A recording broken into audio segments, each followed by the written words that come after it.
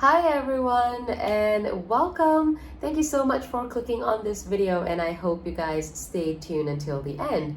My name is Esther Vincent, also known as Leah Mia on social media. To follow me, I would love to see you guys over there. How have you all been doing? How is things going on around with you guys? Well, I wish and hope you guys are doing good and staying safe wherever you are. So, what is the COVID status at the place that you're staying, in your country? Well, in my country, Malaysia, where I'm staying, it is still pretty bad. Not pretty bad, it's still bad because we are somewhere, our daily cases are somewhere between 20,000 to the highest we've been is 24,000 plus, almost reaching 25,000. And that's a very high number to the small country that we are. But we are also administrating big numbers of vaccination daily, but the cases still don't seem to be going down. It's just very sad to see when they post the daily cases and it's always in the 20,000s. But trying to be positive, one side of my brains is just thinking like, life is going to waste, that we are still in lockdown and, the days are going to waste, your age is going to waste. But nope, we Malaysians, we are just trying to stay positive and hoping for the best in the future. Just having this mindset of this too shall pass. Anyways, have you guys viewed my previous story regarding this haunting villa, Villa Nabila? If you have not, do go and check that out because it is a crazy story with mysterious haunting villa originating from my country. I will try to leave the link of that video down below on my description box, or at the end of today's video, the card for the haunting villa video would show up. You guys can just click on it to have a view. Well, as for today, I've got you guys a crime story, a crime that has taken place in, well, you guessed it, my country, Malaysia. Malaysia represent. All right, so yeah, today's story is a crime story and it is an unsolved crime. So whoever the culprit is or the criminal is had not been caught and brought to justice. So whoever who did this crime is still out there roaming free. How unfortunate it is for the victim and the family. But let me tell you, this crime has all the cheese. Like, this crime has sex, or shall I say, a presumably kinky sex act that might have gone wrong, a very foul body odor, a tied up body, and a mystery man. So yes, stay tuned throughout to get this story's detail. This is the crime case of Noritta Samsudin. Noritta Samsudin is a 22-year-old Malaysian woman, a part-time model, and she was also working a full-time job as a business executive in a company located in Kuala Lumpur, the capital of Malaysia. She was staying in a room rented from a married couple in the Puncak Prima Galleria condominium located in Sri Hartamas. On the 5th of December 2003, two of Noritta's housemates, Kenneth and Azura, were returning home from a nightclub at somewhere around 4:30 a.m. in the morning. At this time, both Kenneth and Azura was a little puzzled to why all the lights in their house had been turned off, because they've had an agreement among the housemates, no matter in whatever situation, the dining area light was supposed to be left on. But on this specific day, all the lights were turned off. Not thinking much of it, Kenneth proceeded on to unlock their house's main door, and both Kenneth and Azura entered into the house. But right when they entered their house, they started smelling a very foul body odor. And that smell seemed to be lingering around their house main entry all the way to the dining and also to the house's corridor. Yet again, they decided to brush this smell off, and Kenneth proceeded on to closing and locking the house's main door. Once the door was locked, both Azura and Kenneth proceeded on to their bedroom. While Kenneth was trying to unlock their bedroom, Noritta noticed a shadowy figure, a shadow of a man with the corner of her eye. While noticing this, Kenneth had already opened up their bedroom, so both of them entered into their bedroom. While all this was happening, Azura still had this lingering thought in her mind: who might that shadowy man be? But she brushed it off, thinking that Noritta might have got a visitor in their house. Right after entering their room, Azura proceeded to ask Kenneth whether he saw the shadowy figure of a man outside of their room, and Kenneth told Azura that he saw none, he saw nothing like that, and he just told Azura to brush it off as she might be imagining things. But at this particular moment, Azura just felt something was not right, so she got out of her bedroom to go and check out who the person was. Feeling something is not right, Azura leaves her bedroom and tries to go to the kitchen area where she saw this shadowy figure just to see who it was and make sure that there is a person. But when she enters the kitchen area, there was no one there.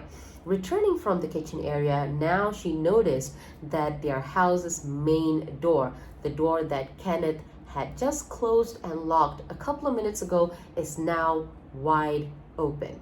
This is when Azura knows for sure that something is definitely wrong, so she starts calling for Kenneth from outside of her room. Kenneth comes out and both of them tried calling for Noritta from outside of her room. But when they are calling for Noritta, there was no response from Noritta's room. So now Kenneth thinks that their house might have been robbed or broken into. So they try to ramble things around, see things around, but nothing seemed to be lost. Yet Kenneth mentioned to Azura that he's gonna go down and meet up with the security guards to tell them that their house might just been robbed. Kenneth has gone down to the security guards to bring them up, let them know that their house had been robbed, right? Now, Azura is still back in the house and she's still trying to call out for Noritta, thinking that Noritta might be in the room and sleeping. While calling out for Noritta, she realizes that Noritta's room door is actually slightly open. So she peeks in and she tries to put her hand in and turn on the light switch. When she does that, she realizes that Noritta's room is ransacked. It's like a havoc over there. Everything is thrown about. Even the mattress of Noritta was on the floor. Azura still calls out for Noritta's name and enters into the room and found what seemed to be like Noritta's body covered with a blanket with her head under the mattress on the floor.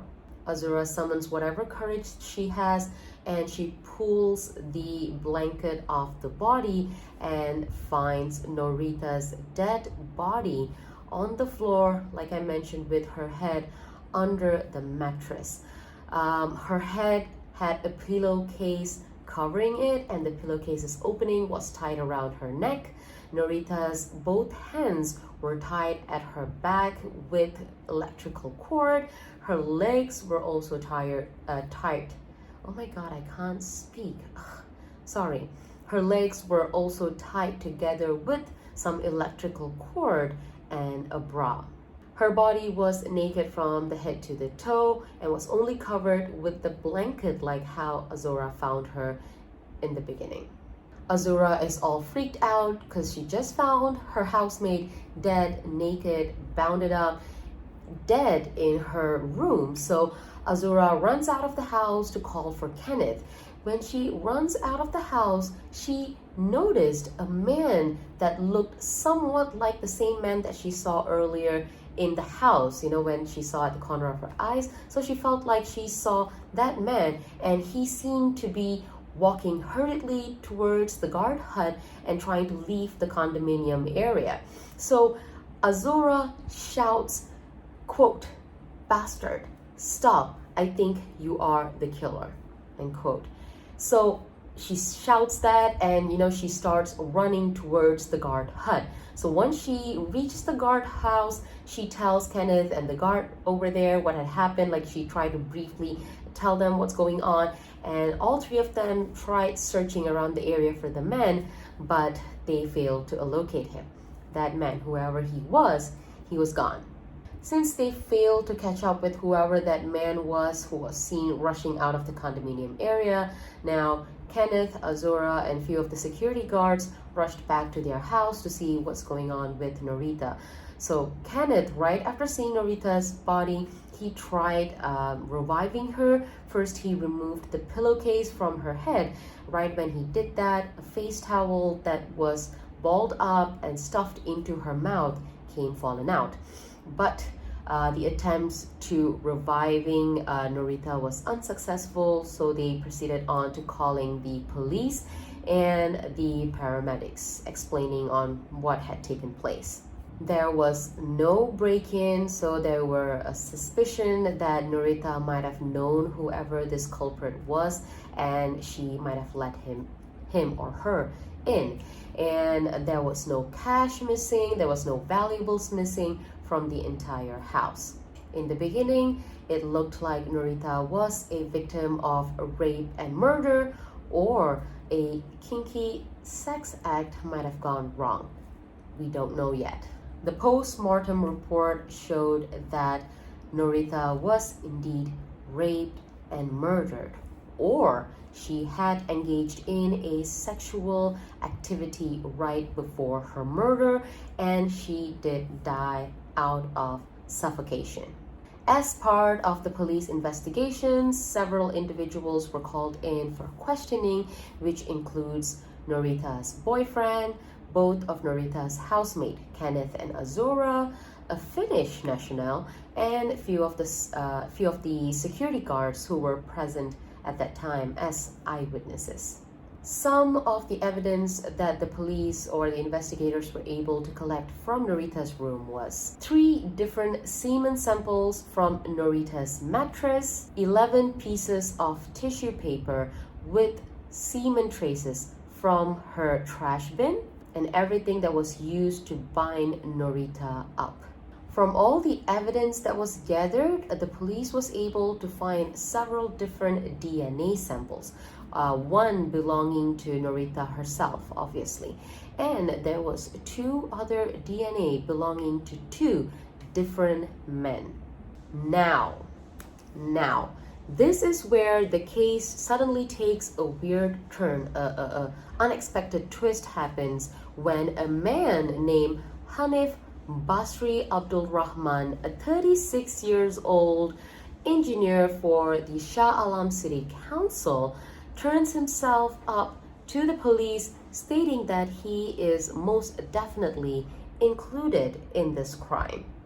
Hanif would soon be deemed as the prime suspect in this crime. Why, you ask? Well, you've guessed it right, because one of the DNA samples belonging to 2 different men, so one of the DNA samples did belong to our Mr. Hanif. He also admits to be engaging in a very close sexual relationship with Noritta on a very regular basis. Hanif was also the last person to be seen with Noritta on the night that she was killed, and one of the DNA tests did prove that Hanif's seminal fluid was found inside of the victim's body as well. Well. Now, this case obviously goes to court, and on the hearing of this court, the public prosecutor highlighted a very important circumstantial evidence pointing that Hanif is indeed the guilty party, is the person that had committed this murder. Before Hanif surrendered himself to the police, he had shaved all of his hair off and cut off all his nails. This indeed proves that Hanif was trying to destroy any evidence that could link him to the death of Noritta. It is also believed that Hanif had been asking a lot of questions regarding DNA, or whether his DNA could link him to Noritta's room on the night of the incident.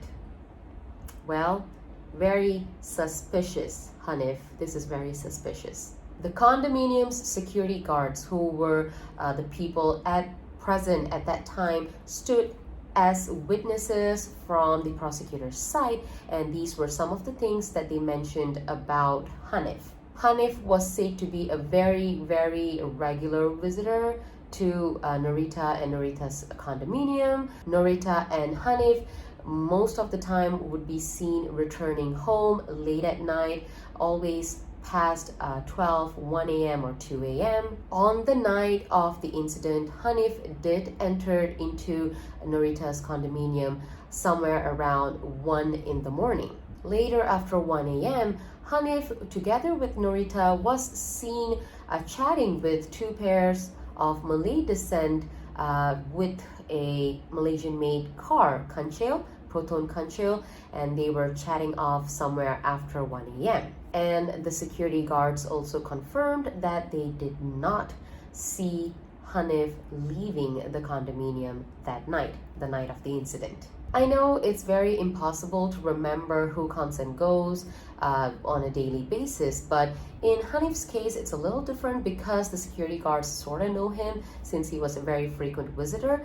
Other than that, one thing that stands out is Hanif is a 6 foot tall man. It's not a very common height for Malaysians, so he definitely stood out. Like what we see in a lot of the movies, there is DNA evidence, there's this dude who came in and turned himself in saying that he has some sort of link with the death of Noritta, so he must be the bad guy, he gets a jail sentence and everything is justified. Well, no, that's not what happens here. That's not what happens in this case. Like I mentioned, this is a unsolved crime, so no. This is where direct evidence, circumstantial evidence, relevant facts, defense attorney, public prosecutor, all these people, all this thing comes together. They try to prove that this guy is the bad guy, and all those took place in the court. And in Noritta's case, though, very unfortunately, there were a lot of, there was a lot of circumstantial evidence rather than direct evidence. I think we all know that circumstantial evidence are not the best evidence to be proved in court. When it's compared to direct evidence, circumstantial evidence does not stand a lot of the chances, because those are evidence like maybe this happened, maybe that happened. So in Azura's case, unfortunately, there were a lot of circumstantial evidences. Example, the guards did mention that they saw Hanif entering the condominium, Noritta's condominium, on the night of the incident, but that does not make Hanif the person who committed the murder. Secondly, yes, DNA, Hanif's DNA and Hanif's semen was present in Noritta's room and in Noritta's body, but that does not make Hanif the last person to engage in a sexual activity with Noritta. The court also found that each guard's statements differ from each other. Not all of them were exactly the same. Each of their statements were different, and their story, the guards' statements were also contradicting the statement given by Noritta's housemates, Kenneth and Azura. Upon further questionings, the guards' stories also changed multiple times. It was not the same exact story. Each of their stories changed over time as well. Both Azura and Kenneth, Noritta's housemates, they stated that they actually know Hanif long ago and they had never smelled a bad body odor on him ever. Remember beginning of the story, they had this very bad smelling body odor that was lingering around their house. Well, they had never smelled such a bad body odor ever on Hanif. Azura also made a statement that the man that she thought that she saw the corner of her eyes on the night of the incident seemed to have a much darker skin tone, a much darker complexion compared to Hanif's skin tone. Finally, after all the statement, evidence, proofs, witnesses, and whatnot, the court had ruled that Hanif Basri Abdul Rahman is not Noritta's killer. Yup, after a long trial, on the 1st of July 2004, the High Court of Malaysia acquitted Hanif Basri without even calling for his defense. Some of the reasons the court acquitted Hanif from this case was the statement given by the security guards who were the witnesses was very unreliable. There was this very unexplained foul body odor. No evidence proving that Hanif Basri was the last person to engage in a sexual intercourse with Noritta on the night of the incident. And the most important reason, the existence of the second DNA belonging to an unknown mysterious man. So if you guys remember, I said like in the very beginning of the investigation, there was 2 different DNAs found on Noritta's evidence, all the evidence collected. So one, yes, it did belong to Hanif, and there is still this other DNA that's not known who it belongs to. The High Court Judge Dato Abdul Hamid Embong in his judgment mentioned that there are 2 men linked to this murder, and one of them is the owner of the foul body odor, which is not Hanif. As what Kenneth and Azura mentioned, that he does not smell, that was not his body odor. Body odor was one of the very important aspect and evidence in this case. Yeah, it made headlines. Yeah, the body odor issue. Some other evidence also showed that the second man, the owner of the body odor, that man was the last person who might have been with the victim, because it was his hair that was found in Noritta's mattress when they were doing the investigation. And it was not Hanif's, but it was that body odor's man's hair. I think you guys get it, yeah? The prosecutors were also unable to explain the existence of the second DNA that belonged to this unknown mystery man. And one other thing was, this unknown mystery man's DNA was mostly found on all the products or all the equipment, the wires, the cord, and the undergarment used to bound up Noritta. Yeah, his DNA, the unknown mystery man's DNA, was mostly found on all these items. So it sort of proves that this unknown mystery man might have been Noritta's killer and not Hanif Basri. According to the court, based on everything that I've just said, the prosecutor had failed to establish a prima facie, am I saying that right? Well, I hope you guys understand. Prima facie, thus Hanif Basri had been acquitted of this murder charge. On January 29, 2005, Hanif Basri Abdul Rahman walks out a free man. The unknown mystery man who is the owner of the second DNA and the foul body odor is yet to be caught. We don't even know who he is. A year later, a police deputy inspector general of police Tan Sri Musa Hassan mentioned that the police department will continue their investigation until they find or they catch the real killer of Noritta Samsudin. But till date, this happened like back in 2003. But till date, we are at 2021. The real killer of Noritta Samsudin has not been caught yet. A short time after Hanif's acquittal, Noritta Samsudin's mom, she mentioned that herself and her family are still hoping and praying that her daughter's killer would one day be caught and be brought to justice. Well, I hope so as well, because it is very unfair for the victim. We are nobody to judge anyone, whether the victim had lived a very promiscuous, scandalous life or not. Whatever it is, we are nobody to judge. And it's just very unfair to take one's life and not get caught. It's just scary to know that the real killer might be out there.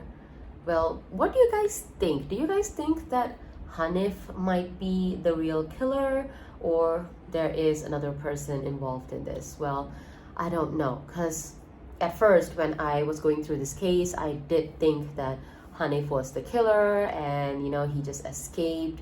His lawyers were just too good or what. But going through the case and all the proof, all the circumstantial evidence against him seemed to be right. So I just don't know. I can't say whether Hanif is the bad guy or there's another person, another party involved. But what do you guys think? With all that said and done, was there anything done today? Well, I don't think so. But a lot of things were said, yes. So with all of that said, we have come to the end of today's video. And this was the unsolved case of Noritta Samsudin. What did you guys think of this story? Like, what went through your mind? I know it was not all gruesome and stuff, but what did you think? Just let me know on the comments if you had any thought. I would love to hear about it. I would like to interact with you guys. So just hit me down in the comment section and do visit my previous video. Do give that a view. The card would be coming down in a short while. I hope you guys would check that out as well. And I would come back to you guys next week with another story. It can be a crime, it can be a hunting story, it can be a mystery story.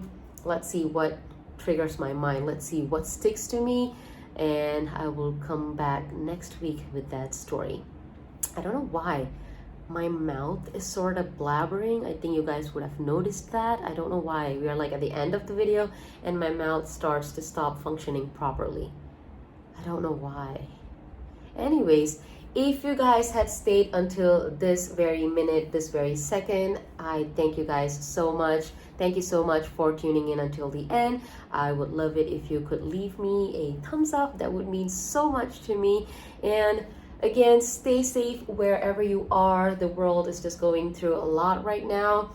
We all might be struggling, but just stay strong, stay safe, take care, and I will see you all very soon. Bye.